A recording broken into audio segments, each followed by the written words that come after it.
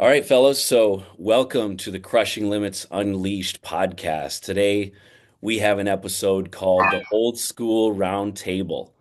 So, I got a couple of Minneapolis OGs joining. I have none other than Aaron Canner, my good buddy, and my good buddy Lee Richards, as well as Chris Kirckof. How are you guys doing today?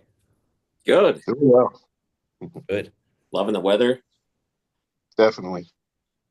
It's about It's time. so it's so nice out, like for once. I'm Yeah, driving. that was a painful long run of cold. Yeah. Yeah, I actually got out and grilled yesterday. Mm. I got a dog, so it gets me out. It's especially unless it's like -10 or let worse, I don't go out then. But Yeah. Yeah. Well, let's dive right into it. We have a lot to unpack today. So today's focus, pretty much want to share just real briefly, like what got you into bodybuilding, strength training, competing. And then after that, we'll kind of focus on pretty much our stories of, all of the mistakes that we used to do, whether it's supplement wise, training for your first show or just training in general. So who wants to start us off?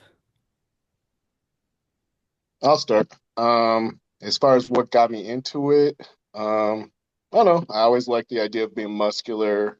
When I was in the military, it was kind of like something I enjoyed doing a lot and something that made it just made things better. It made me feel better. I might have been in Iraq and I was still trying to be a bodybuilder, even though it was impossible. And then when I finally got out, I had whatever extra energy, maybe a little PTSD, and it was a good place to put that energy. And I did my first show a year later and did well enough and really enjoyed it. Now, at what point were you like in the circus? Because I always knew like you told me like you were part of the circus or you were, there was some type of acrobatics in there. No, I worked for a circus for kids for a while, and that's kind of when me and you were training some. Okay. So it was like a Circus Juventus. It's local Minnesota. A guy gave me a job when I needed one. I was a spotting coach and a workout coach, I guess. And I had interest in this with being a guy that liked to jump around and do all kinds of flips all over the place for the longest time. Still a tiny bit, but not as much. Yeah, on the safe side. Sort of. Yeah, safer. Right. How about you, Lee? What got you into it initially? I'd say probably starting well, just getting ready for, playing football and sports and stuff. I went to the gym with my dad a few times in middle school and stuff and seeing muscle mags laying around and that. And I was always obsessed with like movie characters like Rocky and stuff. I mean, I'd watch those over and I'd watch Rocky 4 every week and I'd go to Mr. Movies and then I'd go run through snowbanks and do push-ups and stuff. And I think I almost enjoyed training for like football almost more than the season itself, preparing for. So then, when high school was over, it just kind of made sense. I had another friend who was a teenager that did a competition and that gave me the idea to try for something like that. So Awesome. yeah, yeah. So it was just like such a good outlet though too, just to kind of like Aaron said too, just to kind of deal with stuff and yeah, so um, put it to good use. Yeah. Yeah. And Kirchhoff's obviously I know the story. It's kind of a funny one, but he tells it best. I think that in general, like when I first got into like working out, I actually didn't like it. Like I feel like most people's initial story of like training is they hit the weights and they just immediately fell in love with it. I had people in high school that would literally drag me from basketball practice. We had like a you can think like the old school, like tile floors in a school, and they would literally like drag me by my feet. I'd like pull me down the hallway because I'm like, I don't want to work out. And I don't want to be sore for practice tomorrow. But then it kind of got to the point where once I got into it, then I made my parents buy me like a home, weight set. And then kind of what Lee's saying, where then I got to the point where I didn't even like practice anymore. I just like training. I didn't like there's nobody like yelling at me, telling me I'm screwing up. There's no like teammates, just me. It's just me, the weights, it's, what I'm doing.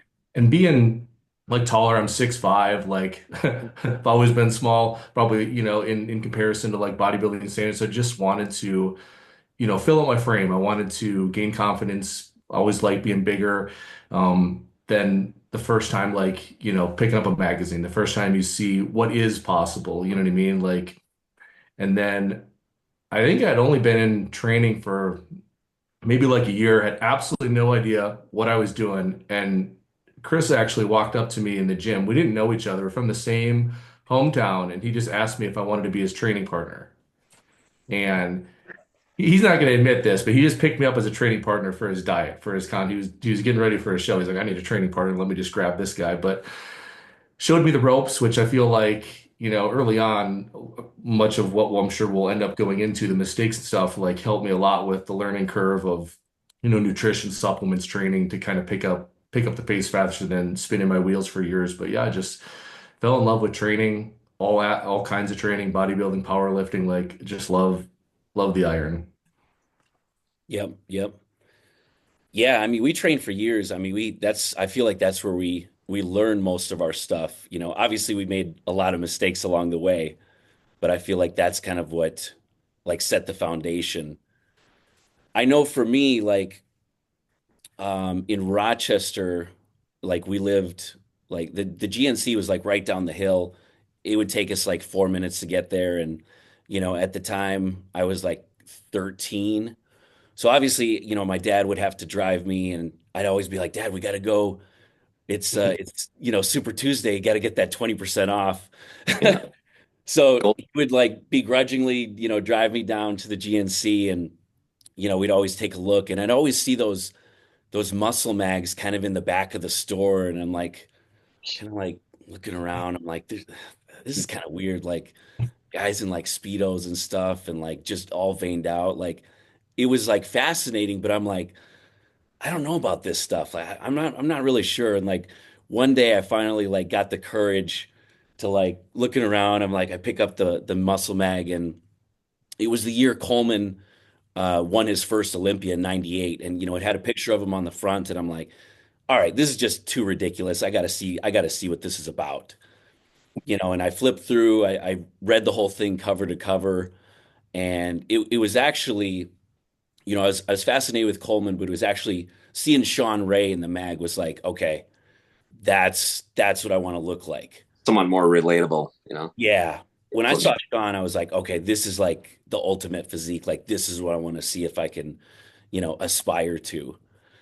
And uh, kind of going into the stories where we're going with this, I had kind of a buddy in high school, and we would train a lot here and there. We'd go to the Rochester Athletic Club, and like he was a pretty skinny dude. I mean, I was skinny. I was 112 in high school in freshman year. And when we started training, like I was definitely stronger than this kid, and like he just started getting stronger. And I was like, how's this guy getting stronger? He's so small.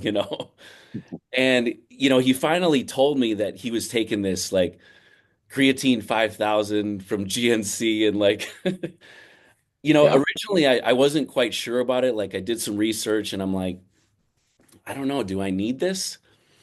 And then eventually, I'm not really sure why to this day, but like I would wait on that Super Tuesday to like close because I didn't want him to know that I was taking it too, that I started. I'd wait till like 7:45 and I'd be like, all right, Dad, we got to go right now.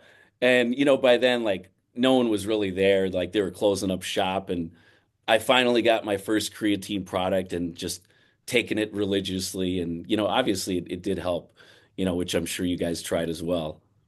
Yeah, I think I was a freshman when creatine first came out, and it was on ESPN. They're talking like it was going to kill you, and your kidneys are going to blow up if you take it. And here it is, still around now at Walmart, even.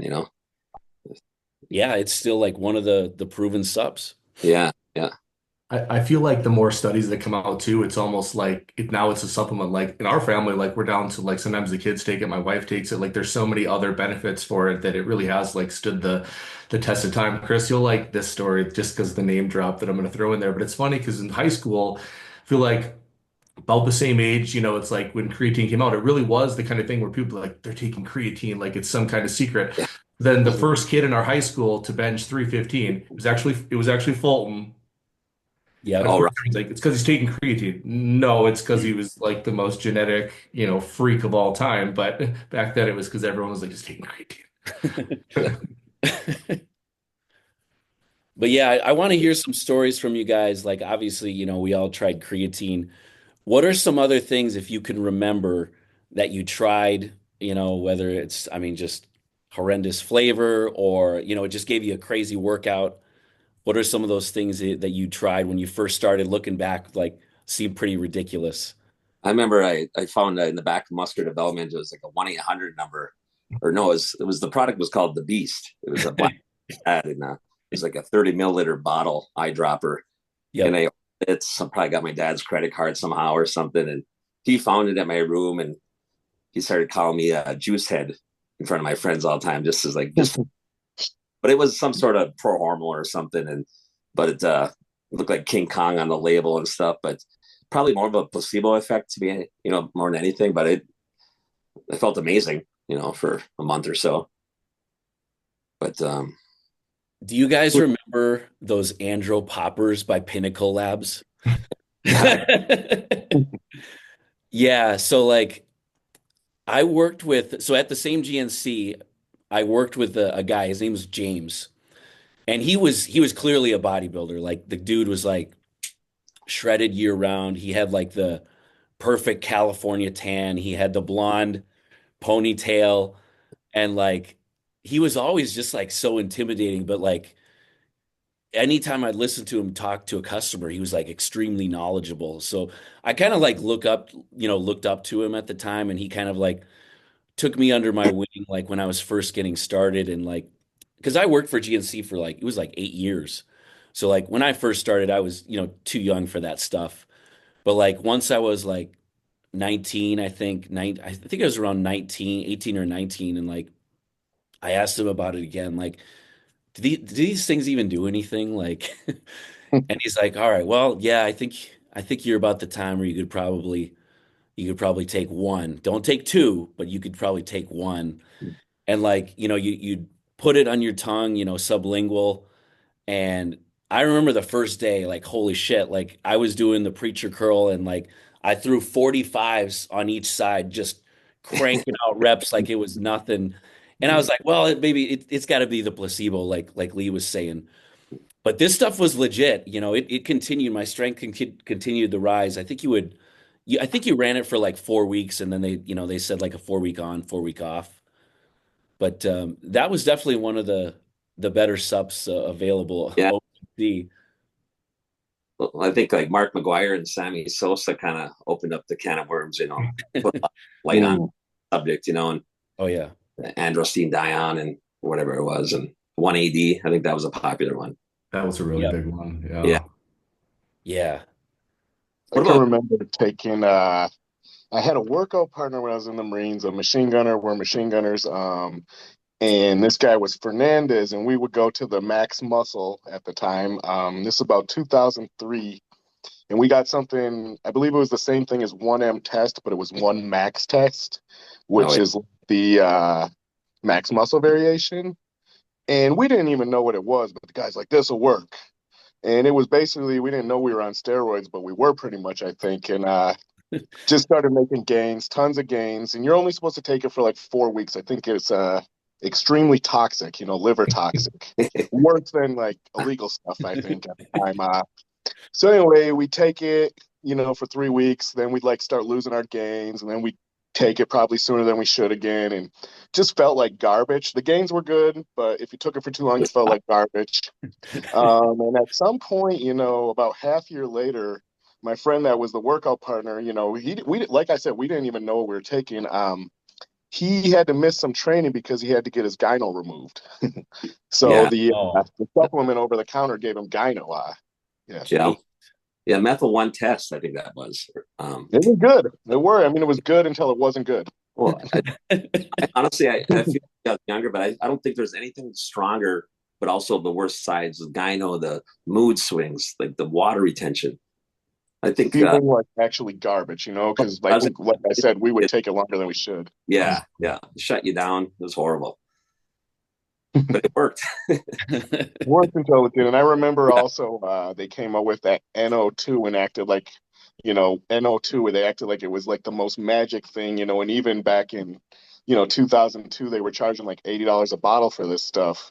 Yeah. And Yeah, I don't really feel like it did that much, to be honest. yeah, It was okay, but yeah. you're The right. placebo It was effect. For, $80 a bottle. Back in 2002, 2003, whatever it was. Yeah. So, Yeah, I remember. I bought it immediately, and you take the six giant horse caps, mm. and it was like you said, some days it was like, well, maybe it did something, maybe not. I mean, yeah. But yes, speaking of pre-workouts, we'll see if you guys remember this one. Do you guys remember the Ultimate Orange? yeah, I was going to bring that up. Yeah, I never had that one. that was Oh, intense. yeah, that Yeah, I mean, there's still there's a few pre-workouts that can maybe compare nowadays, but I mean that stuff was like unbelievable. It had the original Mao Wang ephedra extract, yeah, and it came in this like blue container with a big orange on it, like an yeah, aluminum container, and that shit would just light you up. I yeah. It mean, was like orange, like a strong orange tang or something. yeah. I Chug mean, it down. you would have the best workouts of your life. I mean, the stuff was Endless. great until they banned it, right? Yeah. What about yellow jackets or stacker twos from the gas station? Yeah. Remember, the truck stop, and I used to go to work sometimes on not enough sleep or whatever, and take one of those things. I mean, I didn't want to leave, but you're so focused, and I've never seen anything quite like that. The original ephedra. Yeah, I worked at a place in Maplewood. I can't even think. I'm sure you probably went in there, Aaron, maybe Lee too. But it was like by the Maplewood Mall. Complete And nutrition. it wasn't complete. I'm Mm. drawing a blank, but it was like I don't know if it was total nutrition, but I worked there for like a year, and we would sell the yellow jackets, and we would sell I forgot, there was like a white and orange. We'd sell like the super drawl. Oh, yeah. Yeah, But people would come in and like husband, wives, like you name it. People were coming in, and we had like a Super Tuesday deal, whatever they called it, where you'd get 10 or 20% off. And people would literally buy like six bottles of this stuff, at $40 a pop, which is a great deal. And you'd see them the next like discount day a month later, and they'd be like down 20 pounds of fat, you know. It was like, holy shit, this stuff is incredible. So it makes no surprise why people were just stocking up. yeah, yeah. Yeah. It's- yeah, I don't know. I felt like that stuff was around for so long, and you heard of a couple of tragedies. With that, was it Corey Stringerman, that football player, and Hmm. a few others. But I mean, he was. It was in the start of the summer in full pads and probably out of shape, and Um, probably took more than he should or something. And Mm. and then they pulled it off the shelves, of course.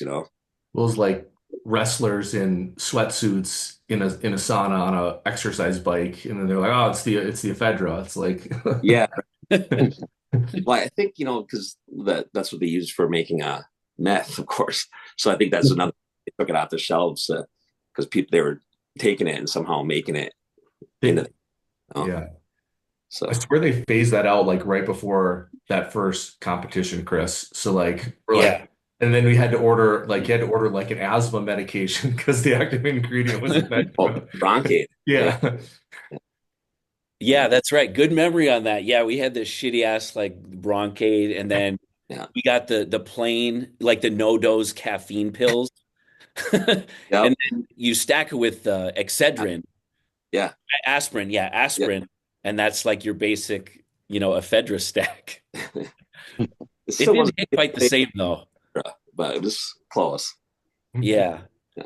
I remember Kirkhoff. I don't know if this is the Olympia that you went or the two, but went to the Olympia. This must have been like '03, '04, '05, somewhere around there. And you guys know at the Olympia, they're always launching the next biggest product, right? With all the supplements. And BSN had just become like pretty big I feel like that was when they had Coleman, maybe even Dallas too. And Dennis Wall. yeah, and they're handing out the brand new Endo Rush, if you guys remember the Yeah. little RTD. So they're handing these out, and like we've already walked the expo, our bags are just full. So I'm like, I'm so freaking thirsty, and like I didn't even think, and I just slammed the thing. Fruit punch, it tasted delicious. And I started kind of feeling a little off like 5, 10 minutes into it. And I still had the bottle because there was no trash can. So I pulled the bottle out and I'm looking at the supplements and it says servings 4. Who would have thought? So I basically just slammed like 850 milligrams of caffeine. And eventually I got so ill that I had to go walk to the hotel room and like literally take an ice cold shower. I was just like, I felt awful. And then I went back to the expo after that. Yeah. Like, who would think that's 4 servings? You look at a little bottle like that. Most people would just chug it. Yeah, it was so small too. Like you Right. just never think. Mm-hmm. That happened to me one time with the bottle of kratom. This stuff is horrible. It's just I'll never take that again. But Man, dude, I gotta be honest, I love it. do you? I Yeah, mean, so I take it's like it. I just hate the next day. I just feel off, and I can see how myself like that could be a problem. You know what I mean? Yeah. Had to like. I'm glad if I would have did it for 3, 4 more days, I'd probably still be doing it. Yeah, So maybe it's the dose or the brand. I had to try like a few brands to finally like get the one that I like. yeah, yeah. It But puts you in the zone though. Like bust out like a long cardio session sometimes, or you just feel good. Get to a yeah, long. some coaches say it's like the cardio hack, like you're so locked in, Yeah, yeah. minus like that That's what stimulant I effect. do. Yeah, yeah. So yeah, it's just the downside. I felt like I'd get like with withdrawals like super easy. I was really surprised. Hmm. Like 2 days in a row, and I felt like the next day was just this headache and just like the urge to want to do another day. Was so crazy. So Yeah. Any of you guys ever take like the muscle tech stuff? I was pretty big into that. I had a little sponsorship there with that. So I was on. I think I was shitting green. There was so many those big tablets. Like 6 tablets at a time. There's Krakic, Lukic, Oh yeah. Akic. Dude, Yeah. they sponsored me for like 5 years. Oh yeah, yeah. Yeah. And Were you and me Rome? and Kirkhoff were talking about it this last week. Mm-hmm. The original Gakic powder. I remember the tablets. I don't think I had the powder. Yeah, it was like Polar Freeze or something. The taste was absolutely Oh yeah, atrocious. yeah. The most disgusting supplement. I mean, it literally would almost double like a pre-workout because it would taste so bad that it would Mm-hmm. it would get everything like just completely going in you. But that's why they went to the tablets. There's no way that that product was going to continue to sell. Yeah, But I always said like they're a marketing absolute masters because I don't think that company's ever produced a supplement that's tasted good. Like their protein powder, the cell tech, even down to like their protein bars. Like and they were the number one company for a long time. You got the right athletes. Like doesn't matter what your stuff tastes like, apparently. yeah. The sponsorships they were really big in the sponsoring people. Yeah. Mhm. Uh, Kind of cool. Yeah. Yeah, like I told Kirkhoff last week. So there was a point where I got my middle brother, Johnny, I got him into bodybuilding for like 1 year. And we were training partners for that summer. The kid just exploded. He went from like 140 to 190 in one summer, all natural and everything. And like, I've never seen anyone really eat like this, at least when it comes to chicken. But we would go, so I was a senior and he was a freshman, and we'd meet up after school. I would drive, we'd go to the athletic club, and then right after the workout, I forgot whatever, muscle tech pre-workout we had that they sent me. And then after, we'd sit in the car, have a couple shakers, and I would mix the vanilla Nitrotech protein with 2 scoops of grape Celtec, 63 grams of sugar, and I would slam this thing, and like I would just feel awful. And like they put so much alpha lipoic acid in there. Yeah. which is why it was burning as you're drinking it. And like I swear, like once a week, I would like just throw the door open and just throw up all over the parking lot. I'd take a minute to myself and I'd be like, all right, Johnny, you know what to do. So I'd give him the other shaker because I had to do it again. So this time I would like sip it slowly on the way home and like just hope that it stays down. Yeah. I mean, yeah, like Kirkhoff was saying, just the worst possible tasting stuff. Yeah. I remember this goes way back, probably in the early 90s. My dad had this stuff called Heavyweight Gainer 2000. It was, I think it was like a waiter supplement, and it was like a huge, big sack of powder. And you'd have to take like these big laundry scoops. Like, I ain't kidding you. It said 4 scoops was a serving. It didn't even fit in the shaker cup. It was this huge mug. And I think it was like 2,000 calories a serving. I bet you with 30 minutes I was on the toilet though, Mm. And, Yeah, no, every time. I put on weight though. That's I mean, a lot of extra that I didn't need either. There's, probably 150 grams of sugar, 400 carbs total, and some protein. Yeah, But, but that yeah, stuff tasted horrible back then. It's come a long way. yeah. Kirkhoff, tell him what we used to do. Oh, well, some of those were all right. Like with the muscle juice, they came in like the pail. It actually tasted pretty good, but I was so dumb. Like this definitely chalked this up to like a biggest mistake ever. Because like what Lee's saying, it's like these things already have, at minimum, you're like 1,200, 1,500 calories. Then I'm like, we can make this better. Let me put milk and ice cream. So now you're easily at 2,000 calories, and I'm like, I'm so dumb that every day I get on the scale, I'm like, oh, the scale's going up. I'm growing. Let's do this. Let's do this twice a day. Yeah. All of a sudden, in like a course of 4 months, I go from like 250 to like 305. And I feel like once I hit 300, it finally dawned on me. I was looking in the mirror. I'm just like, yeah, something's not adding up here with the scale. This looks like a lot of fat we've put Isn't that on. crazy how it can sneak up on you? I was Yeah. in the mirror like, shit. My knees are hurting like going upstairs because it's just put on weight so freaking fast. Mhm. Do you guys remember the ProLab N large, like N, and then I like used the to get that. squared? Yep. From Lee Priest was with them, and of course, it's like if it's good enough for Lee, it's good enough for me. But that stuff, I mean that one tasted horrible too. Yeah. Some of those things too, it's like, I hated eating food and I still don't really like eating food as much food as I have to eat. Sometimes we have to eat in the off season to grow. So I would be doing weight gainer shakes. That's what I thought was the way to go. So I'd have, at least 50% of my meals were like weight gainer shakes. And once again, I might be adding oatmeal, peanut butter, whatever.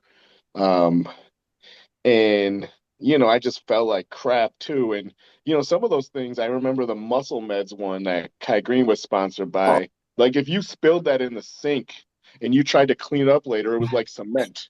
yeah. And that's what we're putting in our bodies. It's like that beef liver or something. Yeah, yeah, it was, yeah, beef, yeah, it was freaking gross. Yeah, So I don't know how anyone could. It was always on clearance at GNC with dust on it. I'd find it, I'd buy it just because it's like, 20 I bucks. was You know? one of those idiots buying it. Yeah, yeah. And I thought if I could just gut it down, but I couldn't tolerate it. So Do you guys remember? This one goes pretty far back too. You guys remember a supplement called Plasma Vol? I remember hearing of it. Yeah. Okay, let me see if I can pull it up here. So, all right. See if I can pull it up. You guys see my screen? Yeah. Okay. Let's see here. We'll see if we can pull this up. There's the Ultimate Orange. All right. Now, I'll tell you the story behind this one too. I don't know if it's coming up. All right. It's not coming up here, but the genius thing with the plasma ball was you guys probably remember the rumors. People were accusing Chad Nichols of the plasma expanders, like a couple days before the show, to like fill out, dry out and everything. So he took that marketing and he's like, I'm going to create this product. He's like, they're bashing on me for this. And he always denied it. but guys like Milos and stuff, they say like he was using it. Mhm. It's an intravenous, fluid concoction that you'd give the guys, a day or two out, and it would basically dry you out, fill the muscle to maximum capacity. So he created this plasma ball, and it's like, it's big now. It's glycerol is what it is. Oh, sure. Like the Evogen AQ, Cutler has the glycerol pump now. Every company has it now. It's has like a resurgence. But this stuff, it came in like a 2-pack, and it was almost like, I don't know, kind of like a toothpaste, I guess, but it was green and it was just pure glycerin. And it would be like 2:30 at school. I'd be in my last class of the day, and I would take this like this green ooze, and it would be like just immediate gut rot. I mean, I didn't really care as long as it did its thing, but like obviously you guys know glycerol works, but man, this thing just hit. It was like instant gut rot. Yeah, I've never heard the whole that Chad Nichols thing there. That's Yeah. thing. Yeah, Yeah, it's safe to say he probably was. I know like knowing him. like Milos and the inside guys, like Yeah, him and Nasser, like they knew what was going on. that's something they don't do now. I haven't heard any. Or no. George Farah, I heard, has kind of gone down that road, but Okay, it's so risky that if you time it wrong, it's just not they're gonna spill over. sure. So I don't think Yeah, anyone is really you got to be in using the right that, condition to use it. those. Yeah, Yeah, I don't think anyone's using those types of tricks these days now. yeah. It's like a Hail Mary kind of, you know. Yep, Yeah. exactly. Hmm. Yeah, let's talk about some of your first preps or even like a cut phase. What are some things you look back on and are just like, what the hell was I doing? Oh, jeez. I've done a lot of dumb stuff. That's for sure. Over the years, I prep myself for most of my shows I've ever done. You know, Hmm. um, so I just would learn from what I seen on, muscular development, and I'd walk to the library, go to bodybuilding.com and try to take notes. And um, I don't know off the top of my Yeah, head. What do you think, Aaron? I can tell you like, oh, you go ahead, Aaron. Yeah. Oh, I don't know how many answers I really have. For me, it was probably just continuously doing maybe a little too much, like whether it's Um, pace and condition and, doing the cardio like a crazy person, training for extra long time and yeah, not allowing myself proper rest. That kind of yeah, thing is kind of something that took me a long lesson to learn. I feel like I'm just starting to learn it now, actually. mhm. So, Yeah, I remember going 20 days straight without a day off, and like again, being so worried if I miss the gym, I'm going to lose it all. Uh, when I trained with Charles Griffin, yeah, his hashtag was no days off. yeah, So we trained for 2015 USA's. We took 0 days off. And, he had one of the biggest like social medias and most influential guy, already at that point. yeah, So there's a tons of people that were doing 0 days off and we got it done, just running on adrenaline and mhm, out of mind, out of body. And it was actually really fun. yeah, Maybe not the best route though. right, right. It's so hard when you're so highly motivated like that to stay home and rest. Oh yeah. Try to justify, I'll just do some of this and some of that. Next thing you know, an hour and a half later, you're killing it in the gym again. So, Yeah, it's funny, like, some clients, I have 2 check-in days for my clients, and like, once in a while I'll get, like a more detailed check-in. And I forgot how they kind of put it in their form, but I found out that, a few clients were doing like a full out arm day, like on their rest day. yeah, And I'm like, well, I know arms doesn't take a whole lot, but you're not really resting either. right. It's hard So to know some clients like that because it's like great to see the enthusiasm, but these newer competitors, but they don't quite understand the reasoning. How it's going to yeah, I can tell you for my first prep, so this was in '03.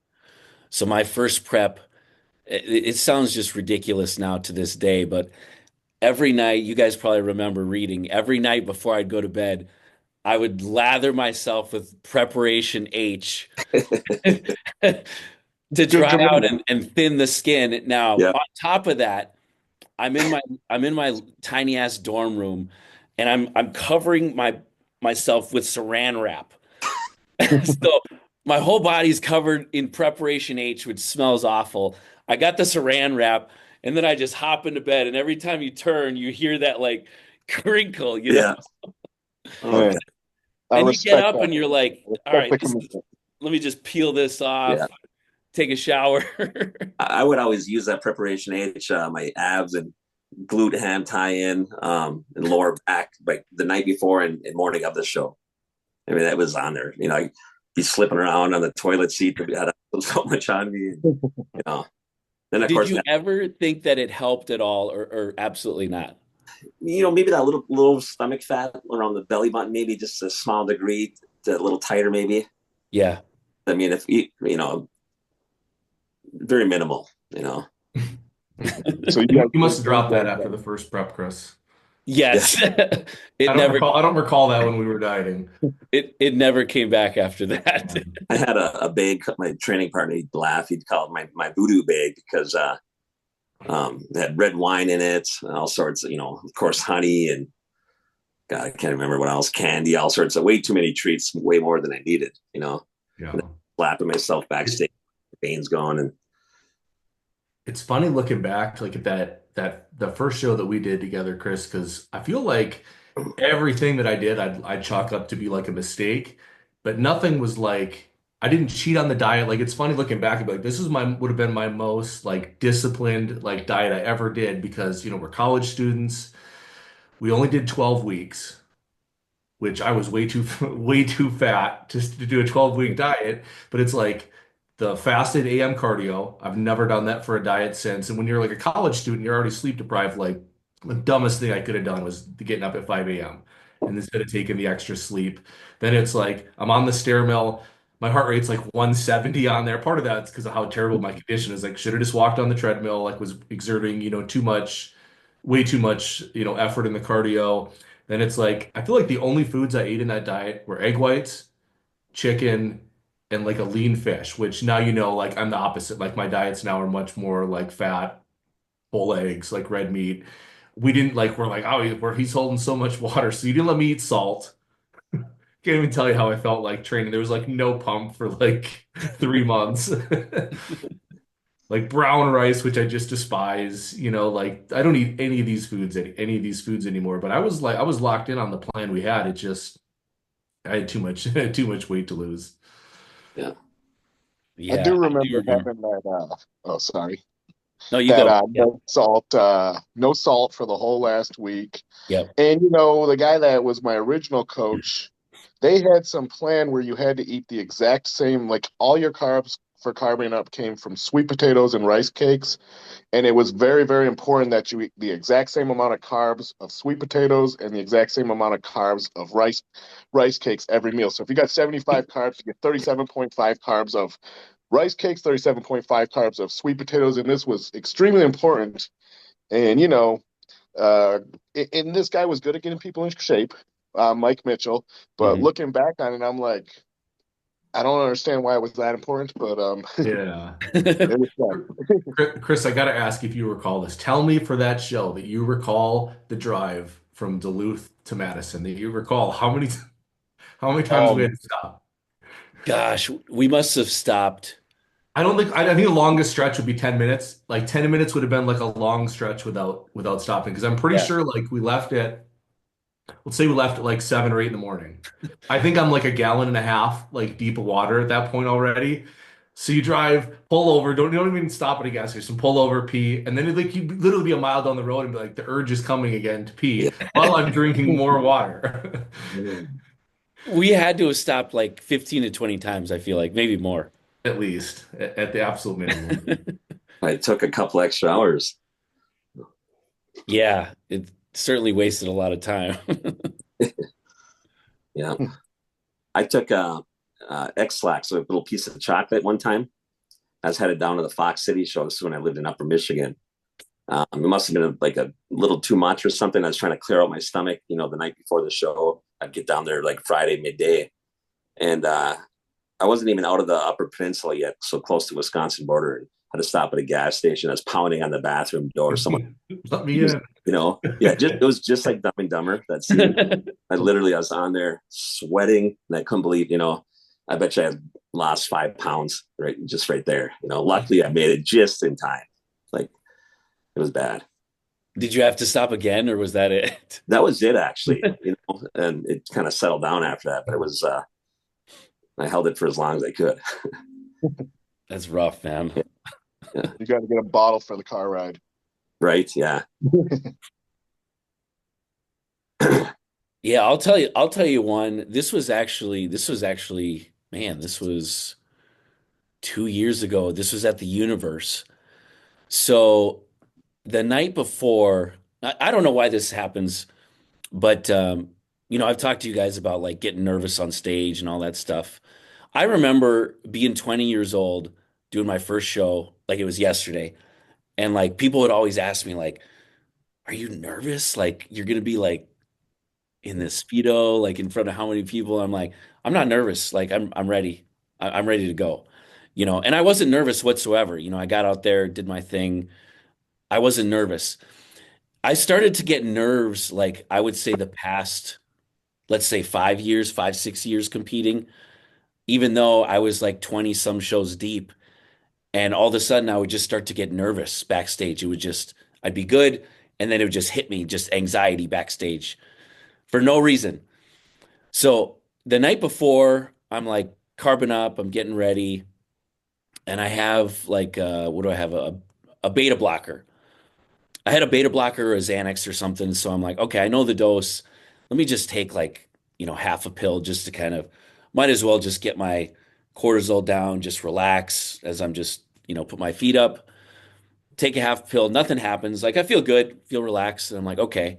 Then tomorrow when I get backstage, I'll just take the other half because, I did the trial run. I'm good to go.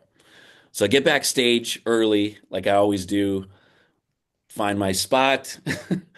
And like I'm like, okay, the class is it's getting close now. They're gonna call my class, and I'm like, all right, let me just take this here. So I took the other half, just took a swig of water, and I'm like just waiting. I'm like listening to music, and all of a sudden I'm kind of like, you get that saliva in your mouth, and I'm like, holy shit, I'm kind of getting like a little nauseous here.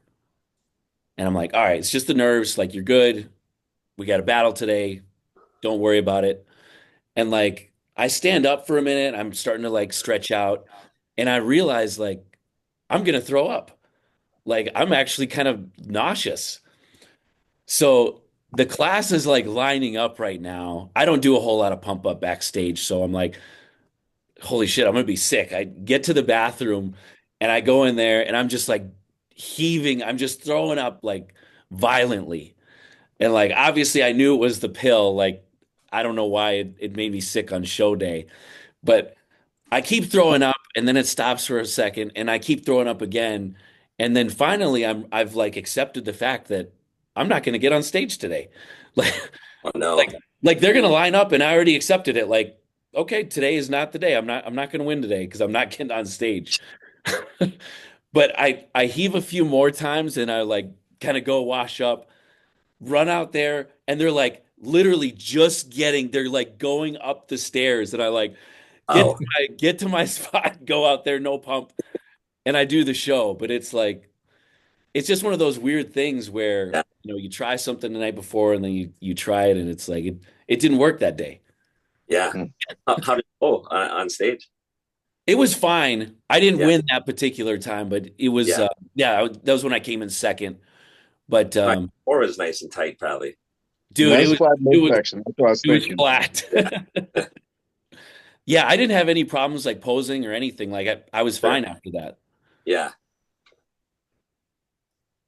crazy. Yeah.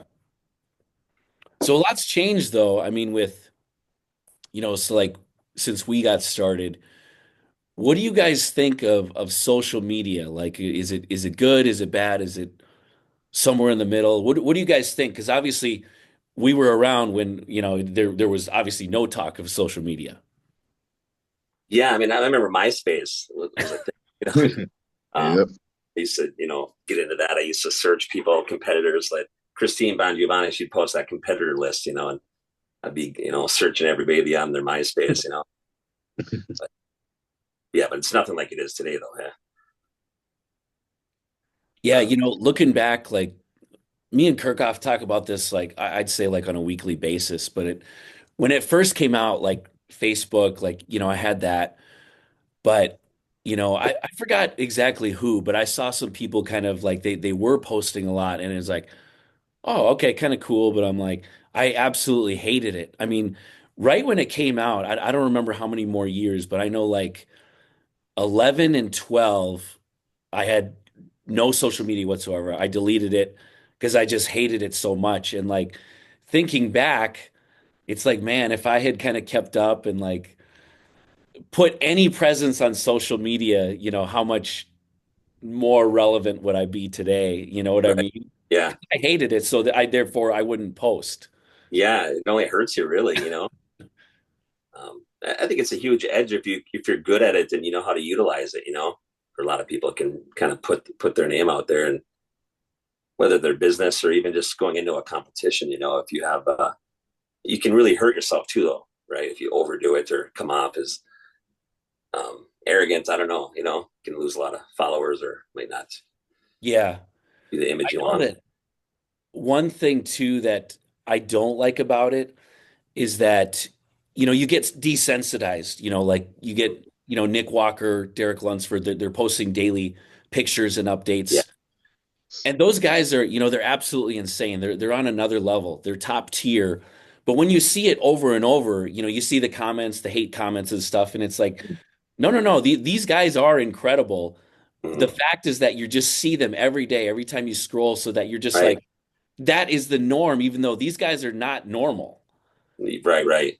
It was cool back in like when Dorian or even Ronnie and that he'd show up to the show, you never knew what to expect. You knew they'd be incredible, but it Mhm. was such a surprise. They wouldn't leak any photos. And I always admired guys that could just, I would try to do that. Then like 6 weeks out, I can't take it. I post something.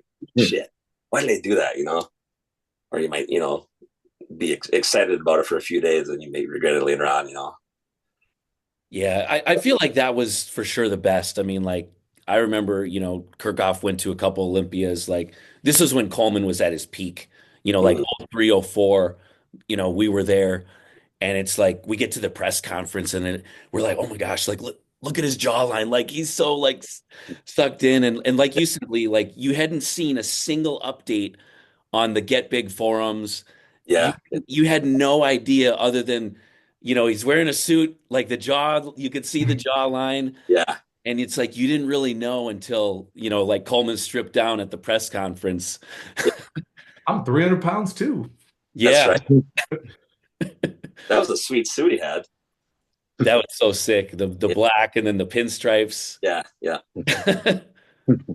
Chris knows that I despise social media. And that's coming from somebody who literally makes his money from social media. I swear we're gonna look back at this like 50 years and this is the worst thing we've ever created. Where the internet, social media, cell phones. But I think in the space of like bodybuilding and working out, I used to think it was a positive thing, and now like training wise, I'm like it's just an absolute shit show between like guys that should be followed and then guys that you should recognize that they're a genetic outlier. Then you have the science-based people. We've got the high volume cult. We've got the low volume cult. Like it's everyone just arguing, and it's giving people like a space that they really shouldn't probably be speaking in. And then people try to replicate, well, Mhm. I'm gonna either follow this person's program or buy this program because I want to look like them, even though again, genetics, muscle insertions, all these things are going to play a factor to why you'll never look like them. But people selling programs based on scientific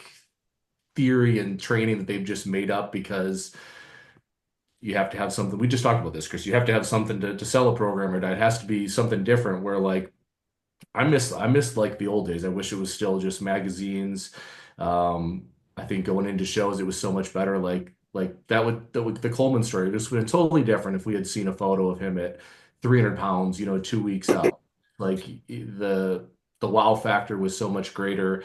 I feel like for training, just you order the DVDs. You order a DVD, you get a battle for the Olympia, whatever the case would be, and like that was great. Like you could see how guys did exercises, you could see kind of their basic like program.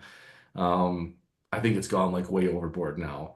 Um, Even like the supplements, it's funny. Like I feel like social media has changed like the supplement game where you don't even see people talk about like pre-workouts are like gone, like the weird stuff like the GAC, like the NO2, it's gone. Now it's like they're health supplements like kidney, liver, which I mean, there's good reason for that, and those supplements have come a long way. But there seems like an overall shift into more they're like health related than they are performance related. Yeah, Like you that's can't get true. away with like the performance claims that you used to on, some of these things. And I don't even see a lot of guys like top guys don't even promote like protein powders. They're like, I just eat whole food. I eat, 6 meals of whole food a day. Like I don't even use these things. So.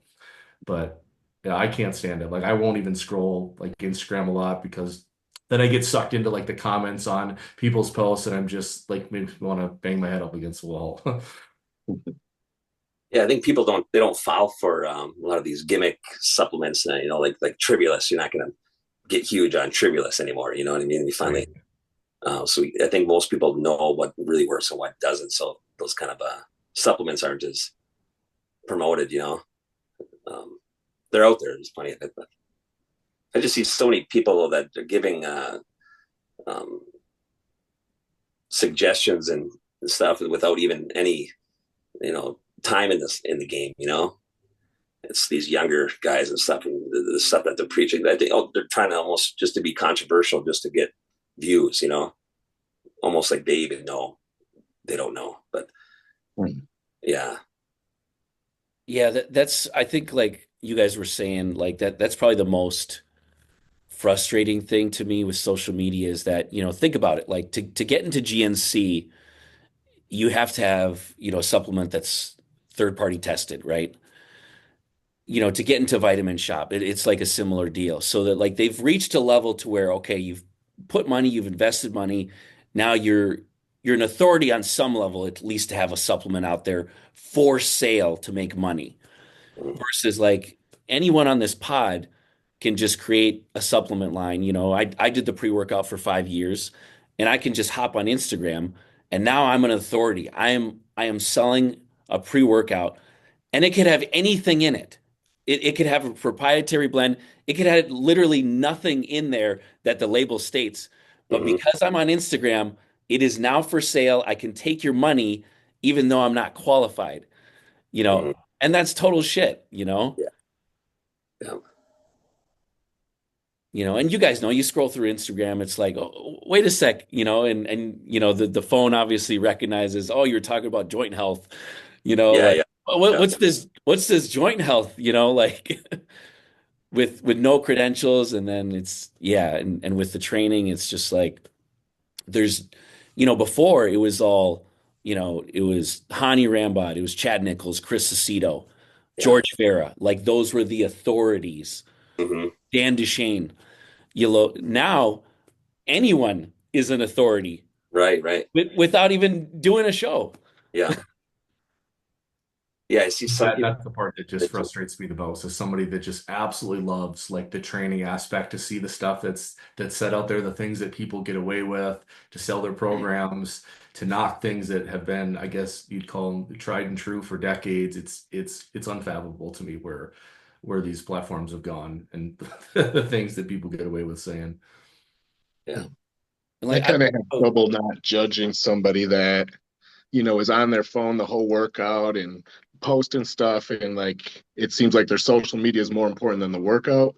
And, to each their own. But, like, working out's kind of a sacred time for me. I usually put my phone in my bag, maybe, every now and then if I do a set of something I think is impressive, I might take a video of it. So I was definitely super resistant to social media, especially when it first came out, and yeah, still to some extent, but I find myself posting an update once or twice a week at this point too. So I, yeah, I don't think it's that hard to capture like training footage. You know what I mean? Like you said, okay, here's going to be the set. If you have a workout partner, they can film it. If not, you set it up for the set or whatever. Like, and I've told Chris this, like was one of the, I mean, it wasn't a top reason, but it was a reason I built like my own gym. Like when I was still going there, like there weren't, I'd go at the middle of the day and there'd only be a select number of people in there, but they'd be all competitors. And I'm telling you, it was like trying to tiptoe around like a Hollywood movie production. We've got ring lights, we've got tripods, like we've got, I mean, the amount of like crap that they would bring into like, we're filming like the entire workout, like in between sets, we're making a DVD from every training session. Like what it's just outrageous. Right. Or I see a lot of people like working on it, like posing in between sets, and they've never done a show before, but they're like every day they spend 30 minutes with their tripod hitting, going through poses, and like they'll probably never get on stage. And, they just blows my mind. I mean, nothing wrong with posing, but Oh. I don't Yeah, it's crazy to think, and like you can't. I guess you can't really hate the game, like it's like it is a social media game now, but it's like to think that someone could potentially make more income than you and they haven't competed or they don't have the accolades that you guys do. It's like it's just absolutely ridiculous. yeah, yeah.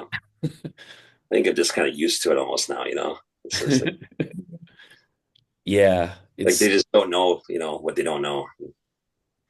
one thing too. Well, let's see if you guys, experience any of this. Like I know I do all the time and like honestly I'm not mad at it. I'm not mad at it because like a lot of my clients are pretty open with me and I'm straightforward with them and like I saw, one of my clients, is on a break right now and like, a couple weeks ago, again, never competed, but now they are offering online coaching services and it's like, okay, I'm the coach.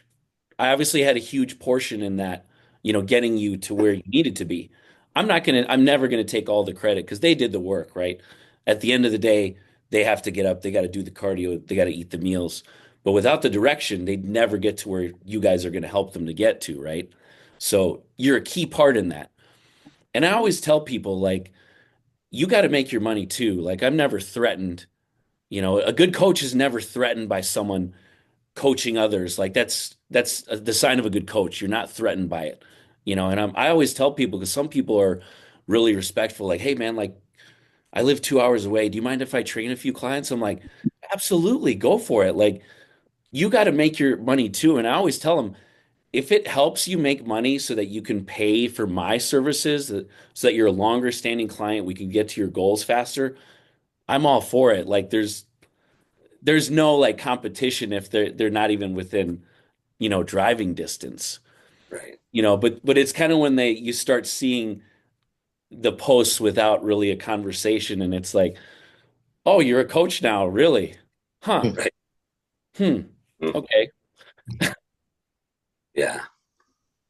I mean, do you guys ever see that, Aaron? Does anything pop up like that or I see stuff like that where it's like the person did one show, they might have placed kind of somewhere in the middle, whatever. And all of a sudden they're a coach. And especially when I was starting out coaching, I knew how important my shows were, my preps were, my performance that I wanted to put out, the physique I wanted to put out on stage was.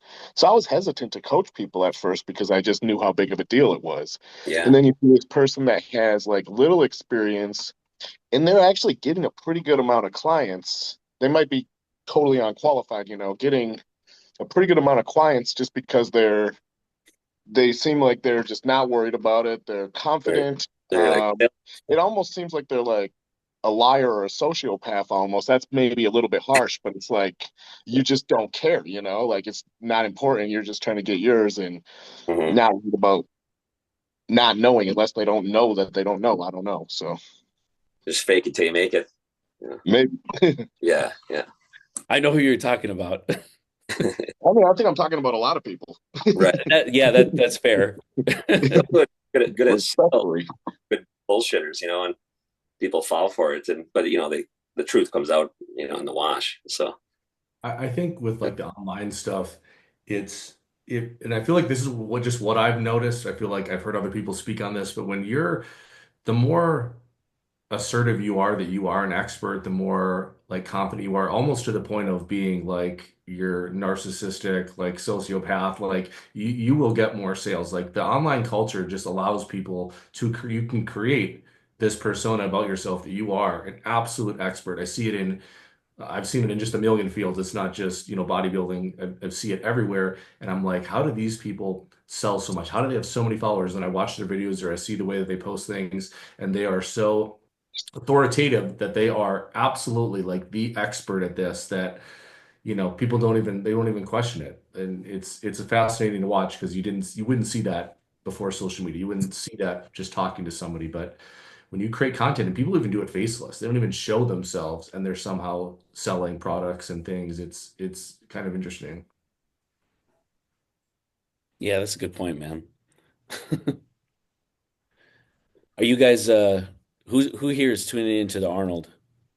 I'll be leaving tomorrow. I'm headed out there. That's right. That's Yeah, right. You mentioned that. yeah. I was well, not I'm sorry, not tomorrow, not till Friday morning. I was hoping to catch Okay. the. I got a full day of clients because I'm taking the weekend now, so I'd like to catch Anthony Williams is competing. Right. That would be kind of cool to see. Of course, Sam Sulek, whatever. Yep. Yep. Are you flying or are you driving? Flying, yeah. Flying. So Okay. yeah, we can fly for free, so it's a no brainer, Yeah. Yeah, of course. with the Delta, you know. Yeah. Yeah. Who do you think's going to win the Open? Whew. I have to say, I would think Samson, but I'm excited to see what Derek brings, Hmm.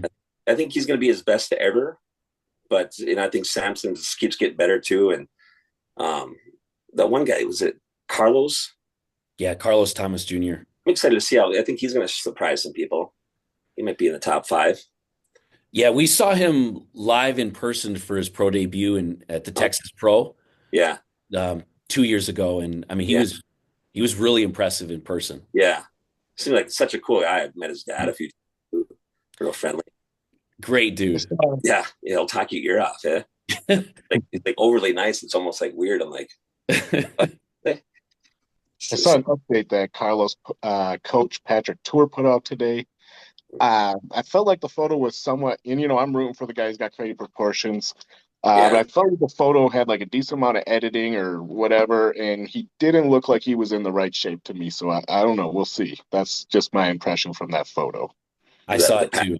Yeah. I was not yeah, super impressed with the conditioning. It might Yeah. look different on stage though. right, right. Yep. He So got in a fight like a month ago, didn't he?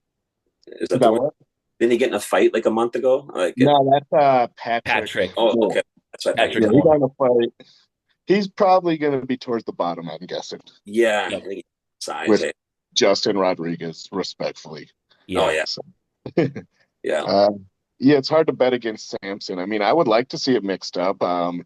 And, as long as Samson's condition is as good as it was at the Olympia and whatever midsection issues he has in the past, are Mhm. fixed, he's going to be tough to beat. He's just so big. I mean, and so well proportioned, How he keeps going. Like, uh, how is he still improving? Yeah, yeah. So, and I love Andrew. I think I got him in third though. He's got kind of my favorite physique of the group, yeah, but there's a couple shots that are kind of, the side shots and whatever, where I think it's going to be, he just kind of maybe got a couple gaps that the others don't have. yeah. He So needs some more muscle maturity too. maybe, yeah, just more hamstrings, more thickness from the side. Yeah. So he looks crazy. It'd been cool to see Hottie out there. That would be cool. I mean, and I mean, if he could bring back that 2024 Arnold look, but Yeah. sometimes somebody has a look that's really good and they never duplicate it, so it would be cool to see though. So He keeps surprising me, that guy, though. I swear, like he just keeps like doing what they ask of him and showing up pretty close to on point. oh yeah, yeah. And hopefully now he's resting for the Olympia and can peak. I hope so. And I like his mentality. I like that he's kind of crazy. He seems like he's the most extreme out Yeah, of the top 5 or 6 guys. yeah. Do whatever Which it I takes. like. I, I got Curry I, in fourth. I'm going Curry for fourth.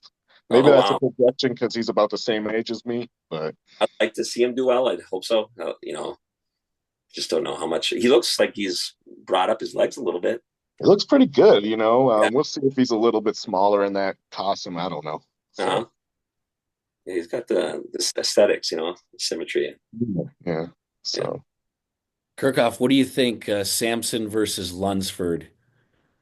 I mean, it's Samson, but I want to see him, show up in shape. But Yeah, I'm a fan of Derek, so it's hard to not, but I think that he's probably looking at second. I yeah, I think feel it's like hard to all my favorite competitors historically are runner-ups. The underdog. yeah, Yeah. I always like Jay Cutler for that, just to, or even Kai Green in some ways, just, kind of, it was cool seeing him trying to chase Phil Heath. But, yeah. The Well, I mean, whole it's always good when you have the guy at the top has somebody that's at least pushing him. mhm. makes it more fun to watch. Yeah. Yeah. There was so many years where Ronnie was so clearly ahead of everybody. You just knew it's like, it wasn't as interesting. It was always fun to see how he looked, but you knew there was no one going to be in his league, for a handful of years. yeah, Yeah, most of Phil's wins were pretty decisive too. Oh, yes. Yeah, they were. Yeah. straight Yeah. first. Yeah, yeah. Yeah. 2013, he was the only guy, They, maybe in history where they actually put him back in line. yeah, that's crazy. Yeah, Uh-huh. Phil Heath back in line, and everyone's like, "Oh, show's over. Right. It's over." Yeah. I would say he was probably the most dominant where like there wasn't anyone, no debating even, Yeah, Yes, yeah, that might be true. except for Kai 1 year or so. One year was like closer, maybe 2012. It was like, Kai was one guy who could push him into back double biceps. Yeah. I think I still had Phil winning though, but it was closer. It was closer. Maybe And such, one of those other ones Steve Weinberger said he lost sleep over. I don't know if it was like the last one, Phil versus Kai, and uh, Phil won, but he felt like it was kind of close. I saw him on. It might have been Fuad's podcast. okay. Huh. My discovery, Chris. Still discovery. yeah. There's rumors Kai's might come back. I just see him on Oh, but I got to be honest. I don't think so. no, I don't think so either. I don't not think so. likely. What do you guys think? I don't. Not likely. If he did, it would be Masters. Yeah. Yeah. Yeah. Think about it. It's I been just, 9 years since he's been on stage. what a shame though. Like I Yeah. can't believe he walked around looking like that for so many years. Yeah. He's still absolutely massive. Man, I think at this point his midsection would be if oh, there's no way it's any better, it's probably worse by now. yeah, Yeah. So it would probably be fairly horrible to be honest. yeah. Masters Olympia would be his best bet, but if Brandon Curry does it, if Bonac does it, I don't know. I don't think he could beat Sure. those guys. At this point, at his prime, yes. Well, I'm gonna be at the Masters Olympia in Japan because I got my client Adrian's doing it. Oh, dude, that's sick, Yeah, man. it's gonna be a sweet trip. Have Yeah. you been there before? No, Okay, no. I was thinking, yeah, Yeah. He looks great. So I'll man, find my way there. that's definitely a bucket list place I want to go to. Yeah. It'll be a quick trip, but Yeah, be cool to see. yeah. I got a client, and if he qualifies, he is doing it too. Uh-huh. In which case, Stephanie is like, we should go. So, hey, Yeah. I'll let you know, man. I'll let Yeah. you know Yeah. because that'd be pretty sick. Taking was it the Delta One that right over there. Yeah. Well, that about wraps us up for today. Make sure you like, subscribe. I want to hear in the comments your first pre-workout, your weight gainer stories, and yeah, let's hear them. Yeah. Other than that, we will see you guys next time.